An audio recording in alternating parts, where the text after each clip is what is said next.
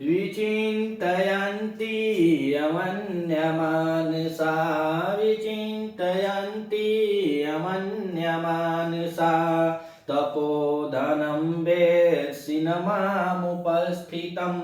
तपोधनं वेत्सिनमामुपस्थितं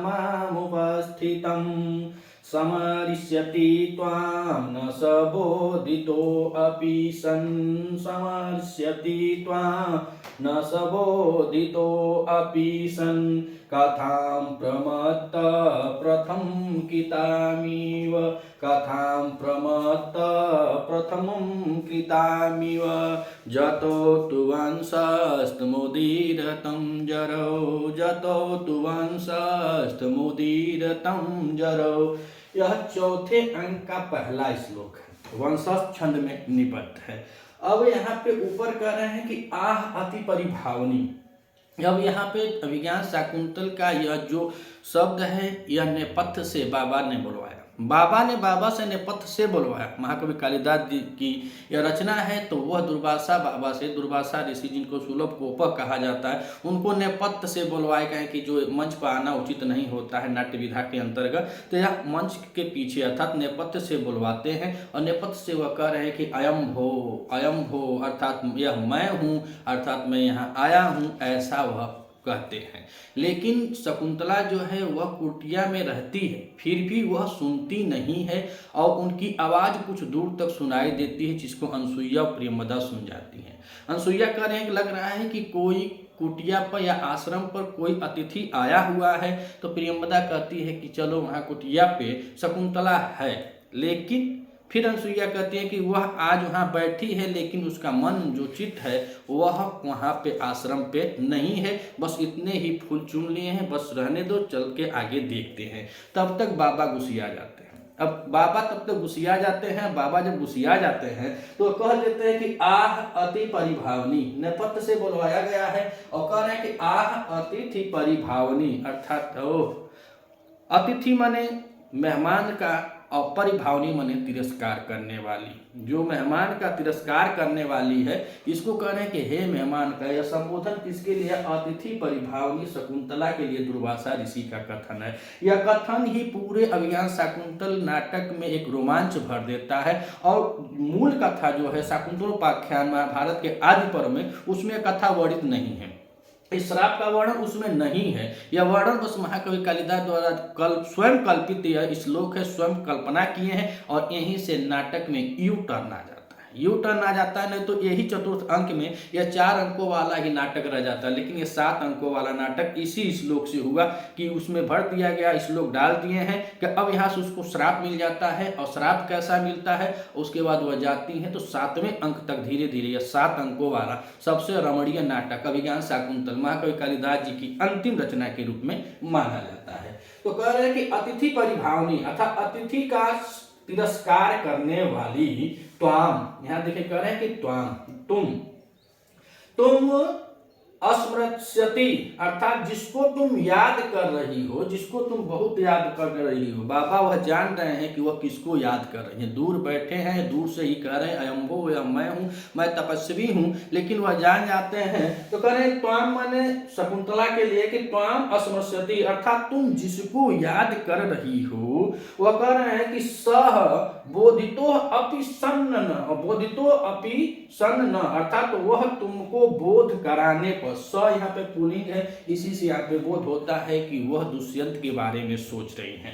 तो कह रहे कि त्वाम अस्मृति तुम जिसको याद कर रही हो, स अर्थात वह दुष्यंत बोधितो अपि बोध कराने पर भी न सन तुमको नहीं जान पाएगा, तुमको नहीं जान पाएगा। जितना बोध करा जाए, बताया जाए, कहा जाए कि तुम यहाँ आए थे, ऐसे ऐसे जुटे थे, तुम्हारा गंधर्व विवाह है, लव मैरिज है, और यह तुम्हारी पत्नी है और तुम्हारी पत्नी पुत्रवती होने वाली है, था गर्भवती है, जितना भी कुछ बताया जाए उसको कुछ समझ नहीं आएगा। काहे नहीं समझ आएगा? तो नीचे कह रहे हैं कि कथाम प्रमत्तः प्रथम कृतामीव करे कथाम प्रमत्तः, जैसे पागल व्यक्ति, चाहे पागल व्यक्ति हो चाहे नशेड़ी व्यक्ति हो, बता रहे हैं कि जैसे प्रमाद से उत्पन्न जो व्यक्ति होते हैं, अगर किसी के साथ पहले कुछ कह देते हैं, सुन लेते हैं, जो भी उनका कर्तव्य होता है अगर वह कर देते हैं गलत, तो करेंगे प्रथम किताम इव अर्थात जो प्रथम कह देते हैं उसको क्या करते हैं, भूल जाते हैं।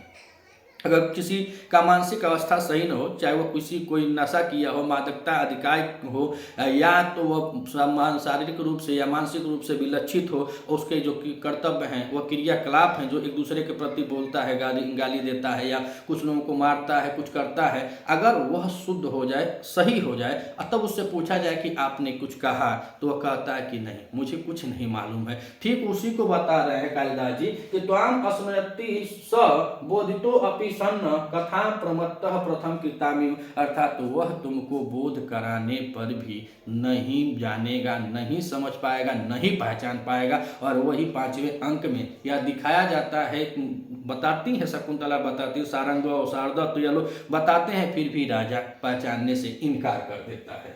तो कह रहे कि त्वाम स्मृति स बोधितो सन्न अपि कथा प्रमत्त प्रथम कृतामि, जो पहले बताई गई बात तो अगर तुमको बताया भी जाएगा, उसको बताया जाएगा कि तुम ऐसे किए हो, ये किए हो, वह किए हो, लेकिन उसको कुछ याद नहीं होगा। और ऊपर कहने के विचिंतयन्ति यमन्य मानसा, विचिंतयन्ति चिंतामय, चिंता तो सब करते हैं, दूसरे की चिंता तो सभी करते हैं, और चिंता में इतना मग्न है कि आगे उनको भी उपसर्ग जोड़ना पड़ा, अतः विशेष रूप से वह चिंता मग्न है, विशेष रूप से वह अपने पति के प्रेम में खोई हुई, कौन?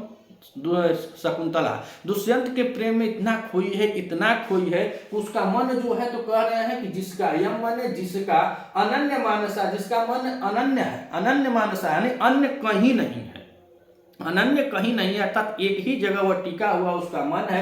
तो विचिंतयन्ति यमन्य मानसा, अगर यही होता यह मानसा अर्थात उसका मन जो होता हर जगह होता, कुछ लोग कुछ सोचते हैं तो कुछ और भी देख लेते हैं, कुछ और कार्य परोज कर लेते हैं, चाहे कुछ सोचते हैं, कुछ बात करते हैं, लेकिन यहाँ पे कालिदास जी बता रहे हैं कि वह चिंता से युक्त थी और जिसका मन अन्य नहीं था, अन्य मानसा, कहीं अन्य मानसा मतलब उसका मन जो है शकुंतला का वह नहीं था, वह मन कहाँ था? तो राजा दुष्यंत के ख्वाबों में खोया हुआ था। और फिर दूसरी लाइन में कह रहे हैं कि तपोधनम वे सिनेमामुपस्थितम, तो कर उपस्थितम तपोधनम, उपस्थित अर्थात मैं उपस्थित हूँ, तपोधनम माने सन्यासी महर्षि, मुझ जैसे महर्षि के, मुझ जैसे सन्यासी के उपस्थित, मगर मां मुझ जैसे तपोधनम महर्षि ऋषि तपस्वी के उपस्थित होने पर नौवेत्सी नहीं देख रही हो, नहीं देख रही हूँ, मैं खड़ा हूँ। ये कह रहे हैं कि अयम भो कोई है, अयम भो कोई है, 2-4 बार बोले होंगे,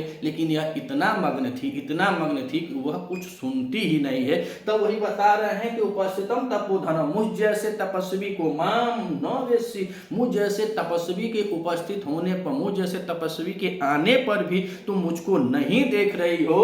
तो त्वाम तुम अस्मृष्यति, तुम जिसको बड़े चिंता मगन से याद कर रही हो, बोधितो अपि सन्न, वह तुमको बार बार बोधित कराने पे, बताने पर भी वह तुमको नहीं पहचानेगा। और कैसे? तो कह रहे हैं कि कथा प्रमत्त प्रथम कृतामयु, अर्थात जैसे कोई प्रमत्त व्यक्ति, जो नशा से धुत व्यक्ति या पागल व्यक्ति पहले कही गई हुई अपनी बातों को भूल जाता है, वैसे वह भी भूल जाता है। यहाँ पे दुर्वासा ऋषि को यह परेशानी नहीं है, इस बात से वह श्राप नहीं देते हैं कि वह उनका आदर सत्कार क्यों नहीं की, वह इसलिए श्राप देते हैं कि उनके जैसे तपस्वी आ जाने के बाद कुटिया पर वह बोल भी रहे हैं, उसके बाद भी एक तन मतलब एक लय से, एक मन से एकत्रित होकर के वह अपने पति का ही बस चिंतन कर रही है। यह नहीं कि कुटिया पर कौन आया है, कौन गया, उसके बारे में वह कुछ नहीं सोचती है। इसलिए दुर्वासा ऋषि उसको अपने क्रोधाविक्ति का ज्ञान देते हुए क्रोध में आ जाते हैं और उसको श्राप देते हैं। जबकि मूल कथा में यह श्लोक जो है, यह जो श्राप की वृत्ति है, वह मूल कथा में नहीं है, यह कालिदास की मौलिकता है, यानी कालिदास जी स्वयं इसका अपने आप से कल्पना किए हुए हैं। तो वही बता रहे हैं कि विचिंतयन्ति यमन्य मानसा तपोधनम वैश्यनमाम उपस्थितम, अर्थात विचिंतयन्ति अनन्य मानसा, तुम कह रहे हैं कि विचिंतयन्ति अनन्य मानसा, अर्थ अन्य मन से, अर्थात कह रहे हैं यहाँ पे कि जो अन्य हृदय है, जिसका मन है, तो कन अनन्य से, अर्थात बे मतलब का बता रहे हैं कि जो हृदय अनंत हृदय हो करके, इतना तुमको गुस्सा इसलिए आता है कि अनंत हृदय अर्थात बस एक ही को सोच रही है। तो वही कल अनंत हृदय से विचिंतयन्ति यम, जिसका विचिंतयन्ति चिंता स्मरण कर रही हो, और कह रहे हैं उपस्थितम तपोधन, मुझ जैसे तपस्वी के उपस्थित होने पर माम न वेश्य, मुझको नहीं देख रही हो। अब पहले अंक में अगर देखा जाए, जब राजा जाता जाता है और राजा जाता है हिरण का शिकार करते हुए, तो वहाँ पे उनके जो कर्ण के शिष्य हैं वह उनको मना करते हैं, और जब ये आश्रम प्रवेश करते हैं तो अतिथि का सत्कार करने के लिए विशेष रूप से शकुंतला को ही रखा जाता है कि वह अतिथि का सत्कार करे, और शकुंतला ही आज वहाँ पे सत्कार नहीं कर पा रही हैं। और ये बाबा भी इतने गुस्सैले थे कि उनकी बातों को सुनकर के प्रियंवदा और अनसुईया आ रही हैं, भागते हुए आ रहे हैं, फिर भी तब तक ये अपना पूरा काम खत्म कर चुके होते, इसीलिए इनको सुलभ कोपो भी कहा जाता है, जिनका कोप सुलभ अर्थात आसानी से इनको क्रोध आ जाए। बस वो इतना ही बोले कि अयम भो, वह नहीं सुनी, बस उनको क्रोध आ जाता है, और क्रोध आ जाता है, बस इतने में ही वह उसको श्राप देकर चले जाते हैं। और श्राप जो देते हैं यह नेपथ्य से कालिदास जी कहलवाते हैं। तो बताया कि अनन्य मानसा था, अन्य हृदय से तुम जिसके बारे में सोच रही हो, और उपस्थितम तपोधनम मान नवेशी, अर्थात मुझ जैसे तपस्वी के उपस्थित होने पर भी तुम मुझे नहीं देख रही हो, तो अंत में कह दिए त्वाम स्मृष्यति, अर्थात तुम जिसको बड़े स्नेह से वह बड़े स्नेह से तुम जिसको याद कर रही हो, कथा प्रमत्त प्रथम कृतामी, अर्थात पहले कही गई हुई बात को जैसे प्रमत्त लोग जैसे पागल लोग, प्रमत्त लोग, नशेड़ी लोग भूल जाते हैं, ठीक वैसे ही सहबोधितो अपि सन्न, अर्थात वह भी बार बार बोध कराने पर दुष्यंत के बारे में कह रहे हैं कि उसको बार बार बोध कराया जाएगा, बार बार बताया जाएगा, लेकिन वह नहीं समझ पाएगा, अर्थात वह तुमको भूल जाएगा। इतना ही इस श्लोक में बताया गया है। छंद की बात करें तो वंशस्थ छंद है। अलंकार की बात करें तो यहाँ पे उपमा अलंकार है, और उपमा अलंकार के साथ यहाँ पे काव्यालिंग अलंकार है। यह कथन जो नेपथ्य से कहा गया है यह दुर्वासा ऋषि का है, और यहाँ पे अनन्य मानसा में देखा जाए तो यहाँ पे बहुब्रीहि समास हो जाएगा। कौन सा समास हो जाएगा? बहुब्रीहि समास हो जाता है। काहे कि यह किसके लिए कहा गया है? तो शकुंतला के लिए कहा गया। तो अनन्य मानसा कौन है? तो शकुंतला है। विचिंतयन्ती कौन है? तो शकुंतला है। स्मृति त्वाम, त्वाम स्मृति, तुम जिसको स्मरण करें, शकुंतला जिसको स्मरण कर रही है, स से किसका बोध हो रहा है? तो राजा दुष्यंत का हो रहा है। वह दुष्यंत बोधितो अपि सन, अर्थात वह तुमको बताने पर भी नहीं पहचान पाएगा। और कथा प्रमत्त प्रथम कितामी, अर्थात जैसे प्रमत्त लोग होते हैं, जैसे नशे में लोग नुन्न होते हैं, ऐसे लोग तुमको दिखेंगे कि जो पहले अपनी बातों को कहते हैं और फिर बाद में उस बातों को भूल जाते हैं। ठीक वैसे ही अब तुम्हारा भी स्मरण कराने पर भी वह राजा दुष्यंत तुमको स्मरण नहीं करेगा। यह चौथे अंक का पहला श्लोक है। वीडियो आपको कैसी लगी? अगर अच्छी लगे तो अधिक से अधिक शेयर कीजिएगा।